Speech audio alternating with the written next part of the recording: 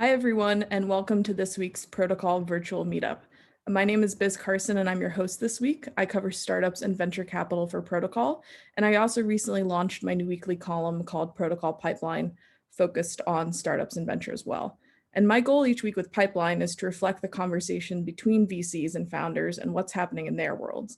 And I'm excited this week to actually be having that conversation live with you. I really want you to be a part of this. So please take note of the Q&A option at the bottom of your Zoom screens. You can send in questions, and I'm going to do my best to get to as many as we can during this webinar. But to kick us off, I want to introduce right now the great group of VCs we have here today who are representing funding stages from seed all the way through to the IPO. And I think we're going to ask about whether they're dabbling in the public markets now as well. So Aileen Lee is the founder of Cowboy Ventures, focused on seed stage. Andrew Reed is joining us from Sequoia. He's the meme king of Sequoia, I believe, and is a partner on their growth team. And Somesh Dash is from IVP, where he's focused particularly on the late stage pre-IPO. And it's going to bring us a pretty interesting perspective, I think, on what's happening there, given the markets. So to start off, one of the big things that we're hearing is venture capitalists are loving to say that they're open for business right now. But I feel like the definition of business today is different than it probably was 2 months ago. So what's changed as your role as a venture capitalist amid the coronavirus pandemic, and what hasn't? Aileen, maybe do you want to kick it off on what's happening with seed? Sure. So, I think most firms have said they're open for business because we don't want to miss, a great team that's fundraising. But the reality is, for the past 2 months, most folks who have an existing portfolio have been spending time on portfolio companies for the past 2 months. I'd say for myself, it's been probably 80% of my time, like internally focused, either team stuff or like scenario planning for ourselves and working with portfolio companies. This week is actually the first week where we've met some companies that we're excited about, and we're really digging in to do like real due diligence. And we've created kind of a new heuristic for how we get to know teams virtually. And we're working with 2 different companies to kind of do that, so that we're maybe have like virtual Zoom dinners so that we can get to know each other over dinner and like trying out new stuff.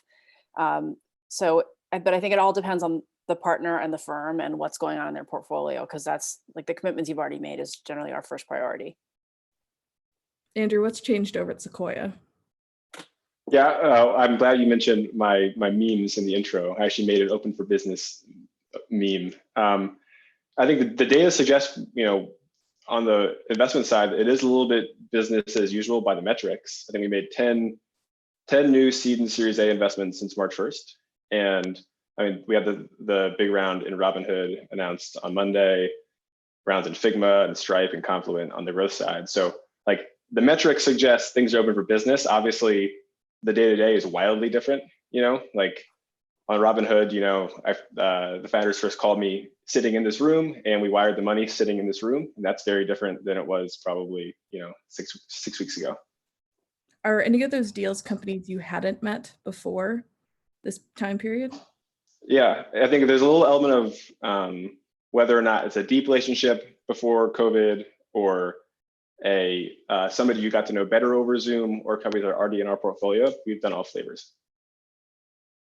And Somesh, what about you, particularly because you guys are investing in a lot of pre-IPO companies, and we'll see what happens with the IPO markets? Yeah, I'd say similar to Andrew and Aileen, our first 6 to 8 weeks was probably 6 weeks was very much on the portfolio side. And just honestly dealing with such a global health crisis, it's just our people, also our firm, making sure everyone's okay and set up and taken care of. I'd say we're actually at a point now, though, where we're about to invest, hopefully, if we can get it, and it's still very competitive, 2 new investments that are kind of in the mid-stage, both of which are founders that we hadn't met before COVID, but we spent a ton of time, with Aileen's point, doing virtual Zoom dinners with them, virtual happy hours, getting to know their team. And I wouldn't have imagined that 4 to 6 weeks prior that was even possible, that a partner would be willing to invest in a company, or an entrepreneur would take money before meeting a founder. But Zoom has surprised us with just, there is an ability to connect actually over extended periods of time. So I'd say we definitely are open for business. We have not done as much as Sequoia has in the last few weeks in terms of new investments, but we have a pipeline that built up, and now I think we're going to probably have 2 to 3 new deals done in the next 4 weeks. And when you've been working with your existing companies, what is kind of that baseline scenario that you're advising them on? Like, how bad is it going to get? How much are you advising revenues dropping or when this will reopen? Well, I'm happy to take that. I'd say the most important thing with advice is to remember that nobody has a crystal ball. So I think we're all learning together. We're all trying to figure this out. So I really get irked when people have this like emphatic point of view that they know they can predict the future. And we all know in venture that's impossible. But I will say in the enterprise space where a lot of us spend time, the majority of companies I know are essentially cutting discretionary marketing budgets and demand gen to a point where they assume little to no growth in new ARR or new customer adds. And most of the growth will come from existing renewals and expansion deals of the existing customer base. In consumer, we see an interesting juxtaposition where those who have cash are actually seeing growth rates in some cases stay constant or accelerate because CPC and CPM has gone down already and will continue to decline. So efficiency of marketing spend has increased. So if you have capital or access to credit, you're in good shape. But there's other consumer companies that I think are just in positions where, because if they touch travel or transport or hospitality, they just have, in some cases, zero revenue coming in for a matter of 4 to 8 weeks. Andrew, you want to go? Yeah, I would echo every company is different, every situation is different. Like, I think the one constant is that no business is quote unquote on plan. You have some that are trending below plan and plenty actually that are trending well above plan. Some of the companies that have kind of announced the metrics, obviously Zoom and Instacart on the growth side are just taken off. Businesses that I work with like Robinhood and Figma and Loom are trending well ahead of what they thought they were going to do, just given kind of benefiting from some of the work from home dynamics. I think in general, it's hard to have a point of view on kind of when the world gets back to normal.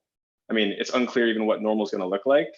I think, you try to take the long-term view and, you want to have a point of view if it gets back to normal and if this is going to be a growth sector in the future. And, hopefully you have the cash runway to not have a strong point of view. It has to be 3 months from now or 9 months from now.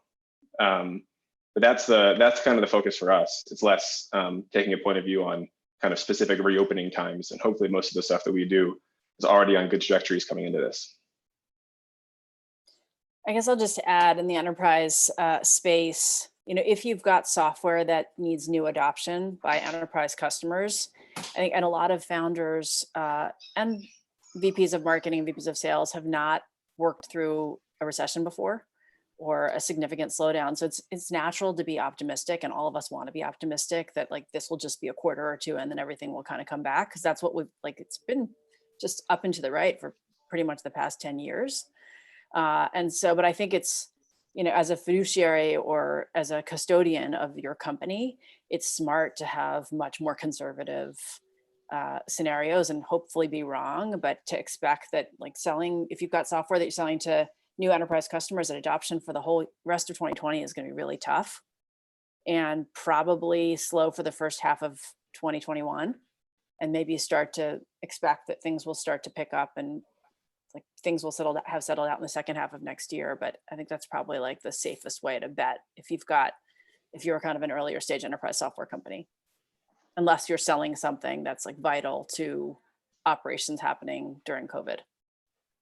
And as you're investing right now, what metrics are kind of the new gospel where you're paying much closer attention to now than you were previously? And particularly in the Series C and up, I think there's a lot of confusion among entrepreneurs and founders of where they should be guiding their company, what's going to be important. I'm happy to start. I know Andrew would have great perspective as well as Aileen. I'd say that the best metric, I think the one that people are the most focused on right now is net dollar retention. Because look, if you distill this out, there's just massive system shocks that are happening right now. And we're still in week 8 of this crisis after a decade-long bull market run, to Aileen's point. So we're in the earliest. I mean, if you take this to the last crisis, this is pre-Lehman falling. So we have a long way to go.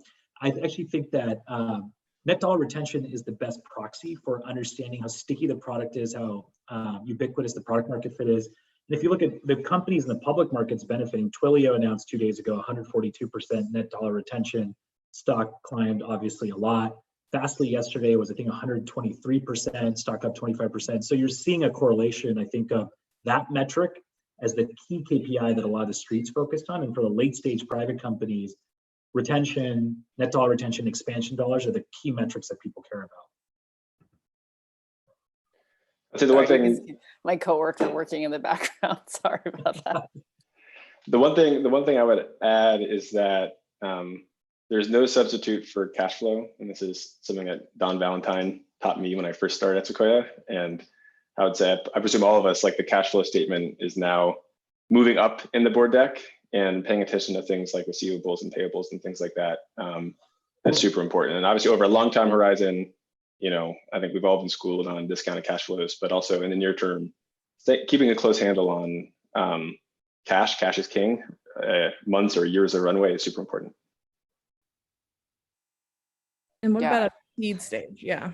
Yeah, I'd say at earlier stages, you know, a lot of companies, both in the consumer and the enterprise space, have been focused on this like triple, double in terms of revenue. And I just think that's going to be a lot harder, you know, in a lot of categories. And so it might be that you wind up changing your pricing and getting your products in folks' hands and looking more for usage and engagement metrics and referenceability. Like, let's say if you are going to raise a Series A or a Series B next, that when customers have budget and cash, that they will pay because the product is so entrenched and it's become so stuck and so beloved internally, but you may not have the monetization metrics that we used to have.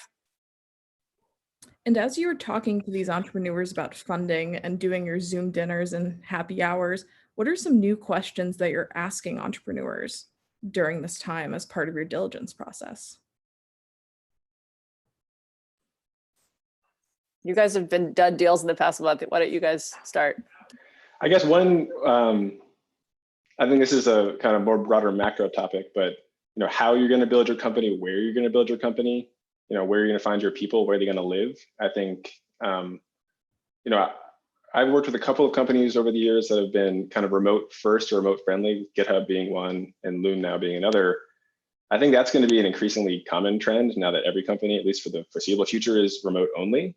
And that is one, I think, less of like an assessing a business, but more in terms of figuring out what the 90-day plan is around hiring. Like that's a kind of first meeting conversation now. I'd say, you know, one thing we learned in the last crisis is that it's important to be students of history and actually have a perspective of analogous business models and what has happened to companies who faced similar situations in the past.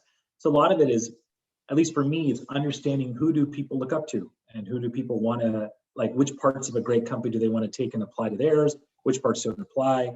It's a litmus test a bit because if a young founder, you can't blame someone for being a first-time founder being young.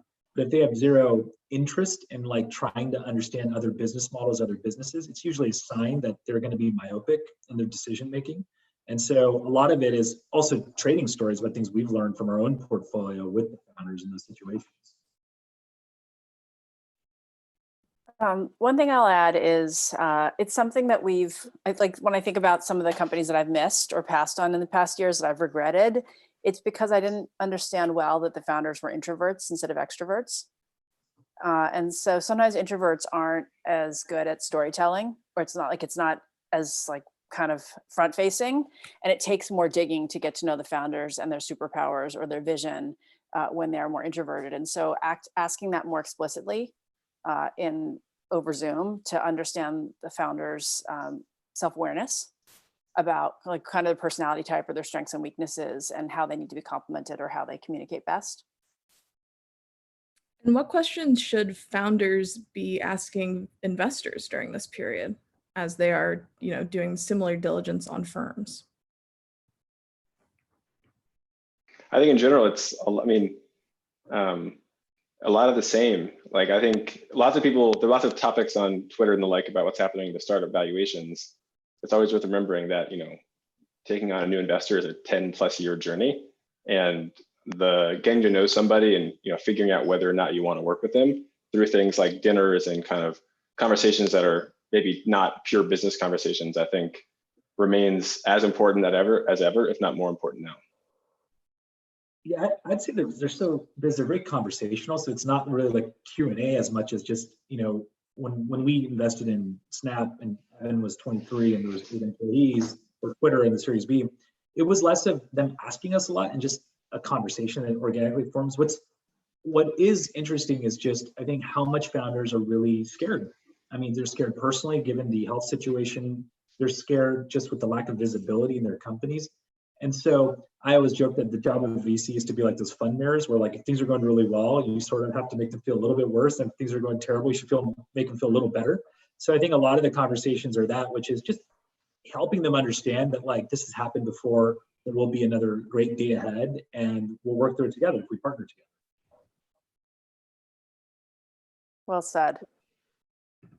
And as you guys are looking to the future and new companies to invest in, are you taking the long view that things will essentially go back to the way they were?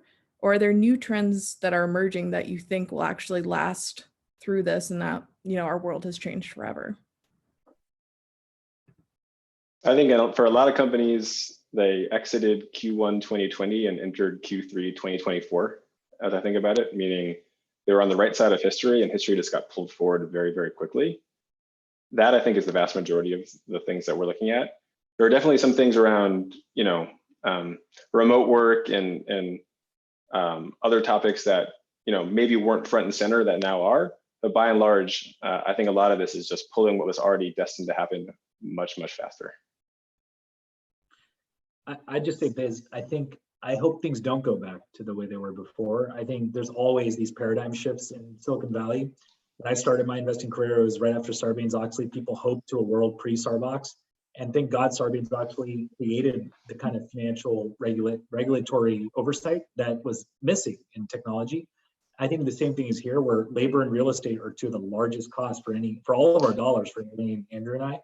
I think the fact that we've all realized that just the assumptions we have for how you run a startup can be questioned means that we probably have a more efficient future, and that's people are going to be happier and more productive, I think, in that situation. I agree. I think this is going to accelerate the adoption of technology in a lot of sectors that have been slow to adopt technology. And so it's going to be great for the tech sector. And that might be why we're seeing such weirdness in the public markets and tech stocks. But obviously there's a lot of human cost if we're looking at unemployment trends and like what they will look like for the next year or two, and figuring out how we leverage technology to help create more jobs instead of just eliminating jobs, I think is a big opportunity for the tech sector to spend more time on. And have your views, Andrew, you hinted at this a little bit, but have your views changed on investing in fully remote startups or startups that are outside maybe coastal cities? Do you expect that we'll see more investment in more remote, I guess, locations? I would say I was open to it before and remain open to it. I'm curious what Somesh or Aileen say. Yeah, I'm the same. I mean, it's interesting. We've done a lot across Europe, across most of, like, I'm on a board in Atlanta. We have a number of companies in the Midwest. I would say generally though, for the industry, I definitely think this brings more awareness of just how much innovation can occur away from the coasts. And as things move digital, including programming and design, and Figma is a great reason that this is happening also. I just think that it'll give to something that Steve Case has been talking about for many, many decades. It'll give an opportunity for a lot of other startups to get the visibility, and for a lot of venture capitalists to be able to actually take those risks away from just the 10 to 15 mile radius that they're used to. Yeah, totally agree.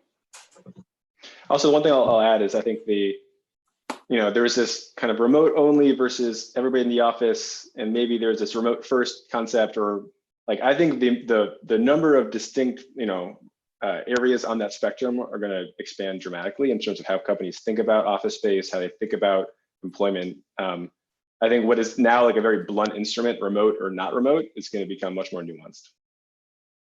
And this is one of the questions from the audience, but do you expect to see more investment in areas like biotech and clean tech and less in things like marketing or sharing economy companies going forward? I'll start. I'd say those are such broad sectors that I would say what we are seeing is telemedicine has been a huge tailwind that's benefited. I don't think I have a lot of physicians in our family, and if you talk to MDs, they're not going to go back to the old style of practicing medicine. I actually think there's some significant tailwinds that will last post-COVID within digital health broadly. Biotech itself, there's a pretty robust industry that's been there, but when it comes to therapeutics, I actually think if you combine big data, security, and therapeutics, there's lots of new companies being built that are really exciting. And there's a chance that we're all learning to build the next Gilead, Roche, Genentech, in the next 5 to 10 years. We've started investing in these sectors. I do think that the public markets have spoken when it comes to what they're looking for. And I think Uber and Lyft have demonstrated that even if you have massive growth, if you don't have predictable unit economics and profitability, you don't get the revenue multiple that they all thought was present in the private markets. So that'll probably be a trend we see extended to the private markets. And one thing, just to follow up on that, one thing I think is possible, one of the lessons that Doug Leone taught me early on is it's important to have views on what's going to happen, but it's much more important to have Dumbo ears. In particular, figure out where the world's smartest engineers are going to go work and what kind of problems they want to work on. And given biotech is likely to be the answer to this particular global problem, I think if the world's smartest people decide they want to go work on that, I think you should expect to see great companies follow. I'd add also just on, online marketing, because people, it's going to be really interesting to see how sales changes, right? Because so much sales was done face-to-face and meetings, people traveling to conferences or organizing, customer lunches or dinners. And if that doesn't happen for a year, people are going to be finding customers through online marketing, right? And that's already happening a lot. So I think in some cases it'll actually accelerate. And targeting and messaging and personalization, all those things will actually just get accelerated. And also on like gig economy, I think because of unemployment and the fact that jobs are going to change so much, I think actually like flexible work and remote work and the kinds of work where people can put together a living doing different kinds of jobs that aren't salary jobs is probably going to also accelerate through this. But in terms of your investment levels, this is another audience question from the Q&A, but do you anticipate your investing levels to be lower in this year as you're kind of testing the market? And will valuations also be lower as a result? I'm happy to start. In 2008, our biggest regret was that we weren't more aggressive, actually, when the crisis was going through. And this time we've kind of prepared the firm. We've had recession planning as a partner offsite topic for 5 years, and now we're finally here. So I actually hope it's quite the inverse, and we're trying everything we can to make that happen. So for us, it's definitely not the case. And I think there's a resiliency I will say there's a resiliency in the entrepreneurial ecosystem that we're seeing that is just awesome. And so we're very busy in terms of new deals, and we're very excited because there's lots of great new companies, to Aileen and Andrew's point, that are being built by the smartest engineers that we're excited to see. So I don't see that for us. Are you guys more interested though in investing in the public market? Because you guys are a firm that does dabble in both private and public these days. Are you getting better deals out there? Historically, in 2002 and 2008, when the crises hit, we saw first a reversion of valuations in the public markets, followed 3 to 4 quarters later by a private market resets. What's been interesting, if you look at the data from mid-February, when the first news of lockdown and COVID started, the markets really got hit hard the first 4 to 6 weeks. In the last 6 weeks, most of the public companies that we look at, which are within software and consumer, are right back or above their pre-COVID levels. Some of that is because of positive earnings calls that have come from the sector. Some of it is just macro views that the lockdown's ending soon. Some of it's the stimulus, but it is our view that we have not seen anywhere close to the bottom yet of public markets. So we're in no rush to go out and sort of pull the trigger on a bunch of new public names. We're going to continue monitoring and look for buying opportunities in the next few quarters. And what about the IPO and M&A market windows? Are you guys seeing a lot of activity on the M&A side? And do you expect any of your companies to IPO this year? I guess I'll make a controversial statement, Biz, and then I want to hear from Aileen and Andrew. I think the IPO market is dead for 2020. I hate to admit it, but predictability is a thing that every public investor wants to see. How can you, with a straight face, go out and say you can predict what's going to happen when you have a global pandemic where nobody, even the experts, has any idea about how long it's going to last and how deep it's going to be? So our perspective is the best companies have already prepared for a world in which they're second half IPOs are not going to happen this year. They're probably not going to happen the first half of next year. They're probably going to be looking for alternative sources of capital if they're unprofitable. And if they're profitable, they're going to do all kinds of things like M&A to accentuate their market positions. I mean, they become buyers and actually increase market share. So, but I'm interested to hear from Aileen and Andrew on this. What do you think, Andrew? Well, in 2001, I turned 11 years old, so I don't have Jeez.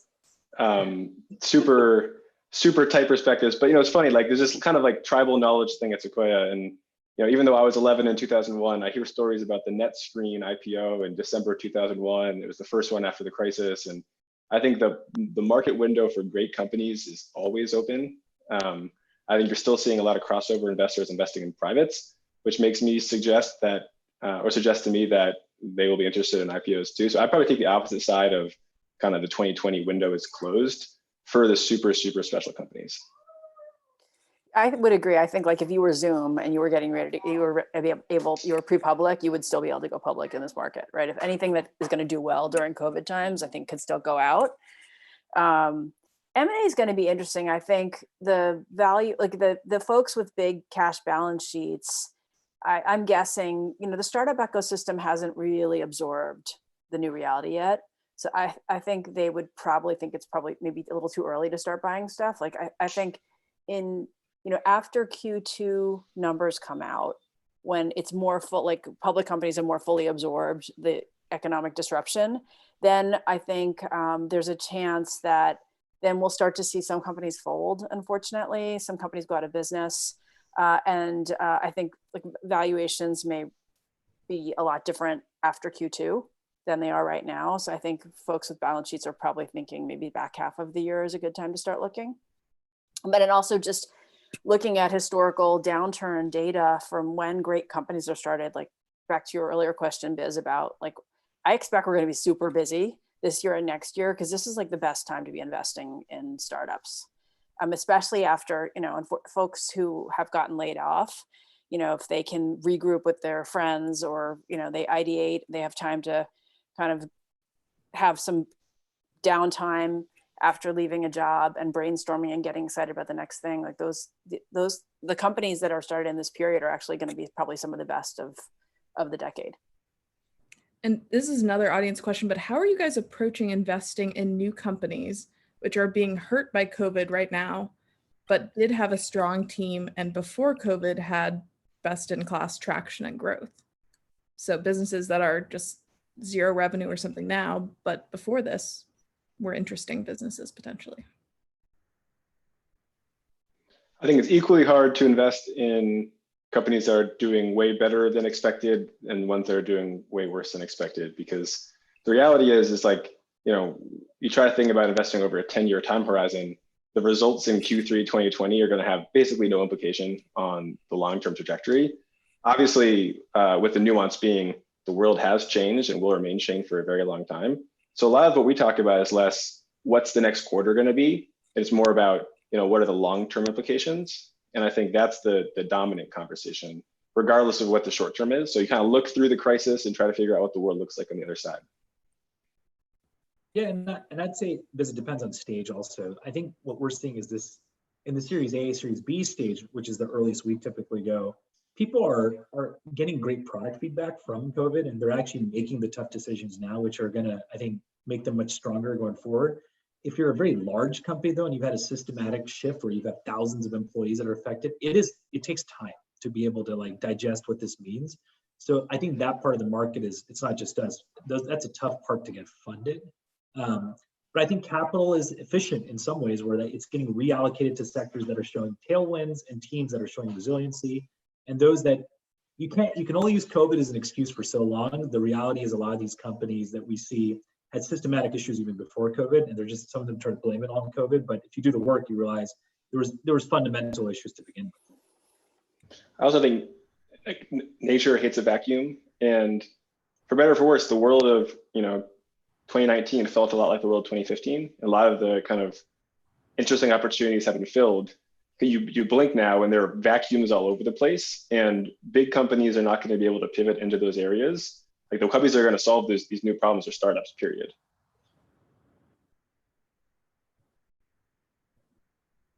And I think we'll end on one last question, kind of in line with those vacuums, but what is, they call it request for startups, but what is a problem you'd love to see a startup solve right now?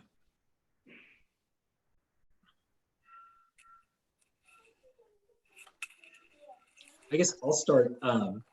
A lot of us are homeschooling our kids right now. Yeah, that's a good answer. And it's been interesting to see the amazing tools that have been there in the ed tech sector. We're really bullish on the long-term prospect sector. But like a lot of us are also realizing that there's a dearth of just great content companies that are basically producing content that's digitally enabled. There's a lot of, like, if you look at Netflix and you look at Hulu, there's a lot of children's content. But to combine that with education and diagnostics and lots of other things, there's not a lot of creative. We've met a few, but not a lot that are being done in that. I also think there's an opportunity for just faith-based companies, because I was reading statistics that churches and synagogues are just seeing massive disruption because they're large physical real estate businesses. I do think there's a way to digitize a lot of great spiritual, cultural, and religious content and create subscription businesses around it. So if anybody has those, or just let me know. It's a personal interest area of mine. Oh my God, actually, Somesh, I echo those. I've tried in the past 2 months, probably, I don't know, 8 to 10 of the online educational offerings for our kids. And it's not an easy one to solve, but it's such a universal challenge of, how do you engage a child in something that is interactive and dynamic and is not just, and isn't 80% gamification and 20% learning. This actually has more learning, but with gamification, I think that there's still a huge opportunity. And also maybe live interactive classes with an online component, I think are wide open. Yeah, huge shout out to all the moms and dads out there. It's absolutely incredible. I'm amazed you guys do what you do. I think for me, this is something that Aileen said earlier, but we are seeing Great Depression levels of unemployment. And I do think that startups are going to be in a large way responsible for re-employing a lot of people, reskilling a lot of people, and helping the economy accelerate out of this. And for me, companies that are going to kind of help the world do that are poised not only to create a lot of economic value, but capture it too. Well, thank you everyone for joining us today for this great event. For more on VC and startup, make sure you sign up for my newsletter, Protocol Pipeline. Yeah, sign up for business newsletter because this is awesome. Thanks. The link is in the chat box. And don't forget, in 2 weeks, Protocol will have another virtual meetup on May 21st for a conversation with Congressman Will Hurd. And if you don't know who he is, you should know, because he has a massive impact on the tech ecosystem. So stay tuned and stay well, and we'll see you guys in 2 weeks. Thank you so much. Thanks. Everyone.